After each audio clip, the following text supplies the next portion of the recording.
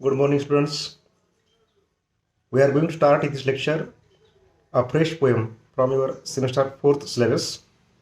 The poem entitled as The Rock and the Bubble, written by Louisa May Alcott.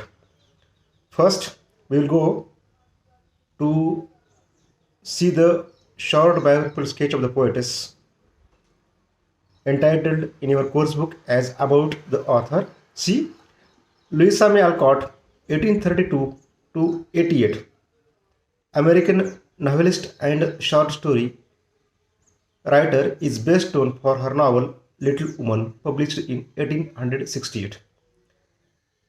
आजच्या या लेक्चरमध्ये आपण तुमच्या सत्र क्रमांक 4च्या अभ्यासक्रमातील जी काही कविता विद्यापीठाने तुम्हाला अभ्यासक्रमामध्ये प्रिस्क्राईब केलेली ठेवलेली आहे, ती शेवटची कविता या सत्रातली, ती म्हणजे the rock and the bubble ही कविता आज आपण या लेक्चरमध्ये अभ्यासणार आहोत.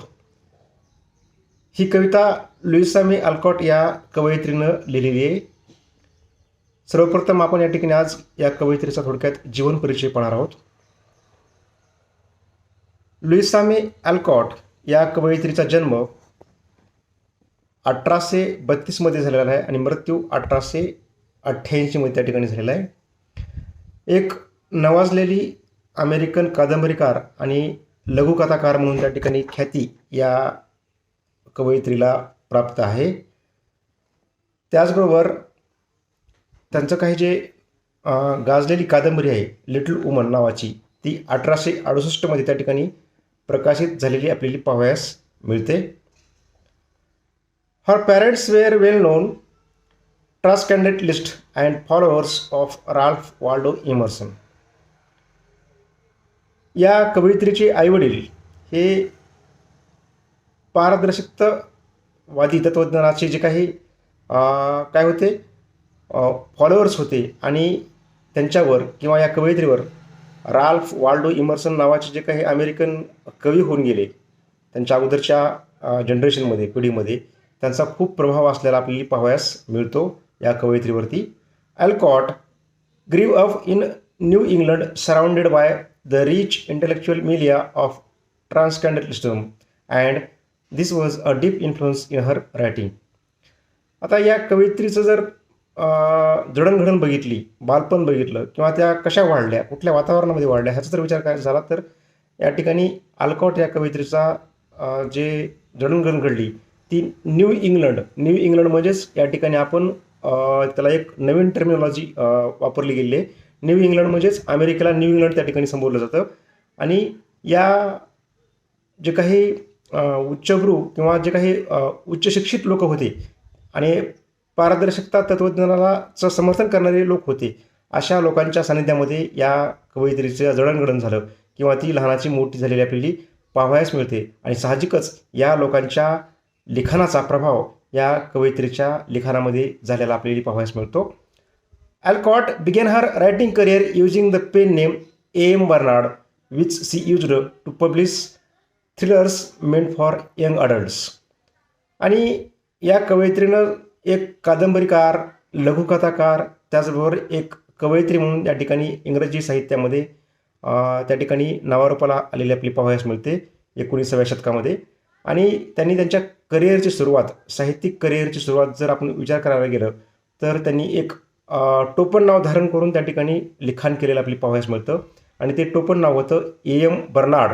या पेन नेम खाली त्यांनी त्यांच्या साहित्याचं लिखाण करण्यास त्या ठिकाणी सुरुवात केलेली आहे. Which she used to publish thrillers meant for young adults. आणि ही जी A.M. बर्नार्ड आहे, A.M. बर्नार्ड नावाचं नाव टोपण नाव धारण करून त्यांनी जे काही यंग अडल्ट्स आहेत, तरुण प्रौढ लोकांच्या करता जे काही थ्रिलर्स आहेत, लघुकथा असतील, कादंबऱ्या असतील, अशा गोष्टी त्यांनी त्या ठिकाणी या पेन नेम धारण करून, हे टोपण नाव धारण करून अशा प्रकारच्या लघुकथा कादंबऱ्या लिहिलेल्या आपल्याला पाहावयास मिळतात. जसे की लिटल वुमन, त्यांचं एक गाजलेलं त्या ठिकाणी एक साहित्यकृती या ठिकाणी आपल्याला नमूद करता येईल. Little Women loosely based on Alcott's own childhood experiences. आणि हे जे काही लिटल वुमन नावाचं जे काही साहित्यकृती आहे, त्यांची ही साहित्यकृती त्यांच्या स्वतःच्या जीवनामध्ये जे काही प्रसंग घडले, त्यांनी जे लहानपणी जे अनुभव घेतले, त्यांच्या त्या अनुभवावर आधारित असलेली ही लिटल वुमन नावाची साहित्यकृती त्या ठिकाणी आधारित असल्याचं आपल्याला पाहावयास मिळतं. On her acclaim and remains popular among modern readers. आणि ही जी काही लिटल वुमन नावाची स्वतःच्या बालपणावर आधारित अनुभवावर लिहिलेली ही साहित्यकृती, त्यांच्यामध्ये त्यांनी काय केलेलं आहे, त्याला त्या साहित्यकृतीनं खूप प्रसिद्धी इंग्रजी साहित्यामध्ये मिळवून दिलेली आपली पाहावयास मिळते.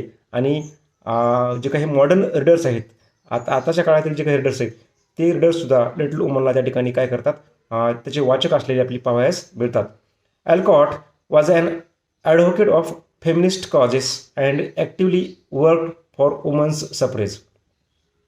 साहजिकच एक स्त्री असल्याकारणानं लुईसा अल्कॉट ही त्या ठिकाणी जे काही स्त्रीवादी लिखाण असेल किंवा स्त्रीवादी चळवळीतील लिखाणामध्ये त्यांचा महत्त्वाचा सहभाग आपल्याला असलेला पाहावयास मिळतो. आणि स्त्रीचे जे काही प्रश्न असतील, वेगवेगळे प्रश्न असतील, त्यावर त्यांनी त्यांच्या साहित्यामध्ये भाष्य केल्याचं आपल्याला त्या ठिकाणी पाहावयास मिळतं. This is a very short biographical sketch of the poetess Louisa May Alcott from America. And her poem, The Rock and the Bubble, is prescribed for your syllabus. This is about her. Now, we will go through the next segment, which is there in your syllabus book, about the poem, or the brief summary or the theme of the poem. We will see here. See, the poem highlights the meaninglessness of vanity. आता कवितेचा जे काही मुख्य गाभा आहे, मुख्य विषय आहे, तो काय आहे, तर मिनिंगलेसनेस ऑफ व्हॅनिटी. म्हणजे जी काही निरर्थकता आहे, निरर्थकतेला कुठलाही तथ्य नसतं, अर्थ नसतो, या गोष्टीला अधोरेखित करणारी प्रस्तुत कविता the rock and the bubble आहे, असं या ठिकाणी आपल्याला म्हणता येईल. It points out that true strength excludes both humility and gentleness.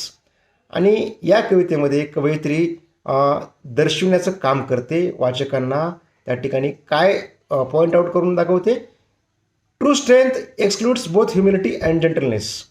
जी काही खरं सत्य आहे किंवा जी खरी ताकद आहे, ती ताकद काय करते, ती ह्युमिलिटी अँड जेंटलनेस दाखवते. म्हणजे मानवता आणि विनम्रता हे काय असते, हे ताकदीचं एक काय उत्तम उदाहरण असल्याचं ते या कवितेच्या माध्यमातून कवयित्री आपल्यासमोर ठेवते.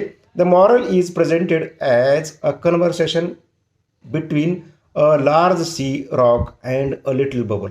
आणि या कवितेच्या माध्यमातून एक मॉरल, एक नैतिक बाजू किंवा एक नैतिकतेचा धडा या ठिकाणी कवयित्री आपल्यासमोर ठेवू इच्छिते. आणि तो म्हणजे एक कन्व्हर्सेशन आहे या कवितेमध्ये. कोणाचं कन्व्हर्सेशन आहे, ते म्हणजे रॉक, जो समुद्रामध्ये मोठ्या प्रकारचा महाकाय, जो काही समुद्राच्या कडेला जो काही खडक असतो, तो खडक आणि छोटासा पाण्याचा बुडबुडा, या दोघांमधील जे काही कन्व्हर्सेशन आहे, जो संवाद आहे, तो संवाद या कवितेच्या माध्यमातून कवयित्री आपल्यासमोर ठेवते आहे.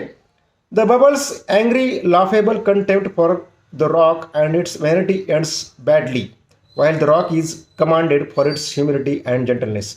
आता दोन बाजू या ठिकाणी कवयित्री या संवादामधून ठेवते. एक म्हणजे समुद्रातील तो महाकाय असा खडक, आणि दुसरा म्हणजे त्या समुद्रामधील पाण्यावर असलेल्या आलेला छोटासा बुडबुडा. या दोघांमधील संवाद म्हणजे ही कविता आहे. आणि या कवितेच्या माध्यमातून कवयित्री दोन बाजू या ठिकाणी मानते. ती म्हणजे the bubbles angry laughable contempt for the rock. जे काही पाण्याचा बुडबुडा आहे, तो पाण्याचा बुडबुडा समुद्राच्या बाजूला असणाऱ्या महाकाय जो काही खडक आहे, त्या खडकाकडं रागानं काय करतोय, अवमानास्पद काय करतोय, हसतोय त्या खडकाकडं बघून. आणि त्याची जी काही बुडबुड्याचा जो शेवट होतो, तो पाण्याच्या बुडबुड्याचा शेवट कसा होतो हे आपल्याला सर्वांनाच माहिती आहे. पाण्याचा बुडबुडा हा क्षणभंगूर असतो, काही सेकंदामध्ये त्याचा काय होतो, त्या ठिकाणी तो नष्ट होतो किंवा नाहीसा होतो. While the rock is commanded for its humility and gentleness. आणि दुसऱ्या बाजूला आपण जर पाहायला गेलं तर जो काही खडक आहे, तो कशाचं उदाहरण आहे, ह्युमिलिटी अँड जेंटलनेस. ह्युमिलिटी म्हणजे मानवतावाद किंवा जेंटलनेस किंवा विनम्रपणा. आता खडक हा काही सजीव नाही आहे, परंतु त्याला ते पर्सॉनिफाईड करून त्या ठिकाणी सांगितलेलं आहे कवयित्रीने या ठिकाणी. ह्युमिलिटी अँड जेंटलनेस हे जे काही गुण आहेत ते गुण खडकाचे आहेत असं कवयित्री या कवितेच्या माध्यमातून या ठिकाणी सांगते. The poem is thematically similar to Emerson's well known poem the mountain and the squirrel. आता ही प्रस्तुत कविता जी आहे या प्रस्तुत कवितेचा जर आपण अभ्यास केला तर आपल्याला असं लक्षात येतं की ही कविता आशयाच्या दृष्टिकोनातून इमर्सन नावाचे जे काही अमेरिकन कवी होते त्यांची एक कविता होती the mountain and the squirrel. या कवितेच्या आशयाशी निगडीत किंवा एकरूप असणारी कविता ही प्रस्तुत कविता म्हणजे द रॉक अँड बबल असल्याचं आपल्याला पाहावयास मिळतं. Both poems show that everything small or big has its own place in God's creation. आणि ह्या दोन्ही कविता इमर्सनची जी काही कविता आहे the mountain and the squirrel आणि ही प्रस्तुत कविता लुईस मे अल्कॉटची द रॉक अँड बबल ह्या दोन्ही कविता या ठिकाणी आपल्याला काय दर्शवितात. जगातली कुठलीही गोष्ट असेल मग ती छोटी असेल किंवा मोठी असेल त्याच्या क्रिएशन मागं त्याच्या निर्मिती मागं देवानं काय केलं असते एक खास त्या ठिकाणी काय केलं असते लक्ष देऊन बनवलेले असते. किंवा जगातली कुठलीच गोष्ट या ठिकाणी कवितेला असं सांगायचं आहे की जगातली कुठलीच गोष्ट मग छोटी असेल किंवा मोठी असेल त्याच्या क्रिएशन मागं त्याच्या निर्मिती मागं देवाचा एक विशेष असा उद्देश असतो असं या कवितेच्या माध्यमातून कवयित्री लुईसा मे अल्कॉटला या ठिकाणी आपल्या वाचकांना एक संदेश या कवितेच्या माध्यमातून द्यावायचा आहे. This is about the short or the brief summary or the highlights of this poem, The Rock and the Bubble by Louisa May Alcott. I think for today's lecture it's enough. In our next lecture, we will go through the poem and other segments related with this poem. For the moment, it's I think enough.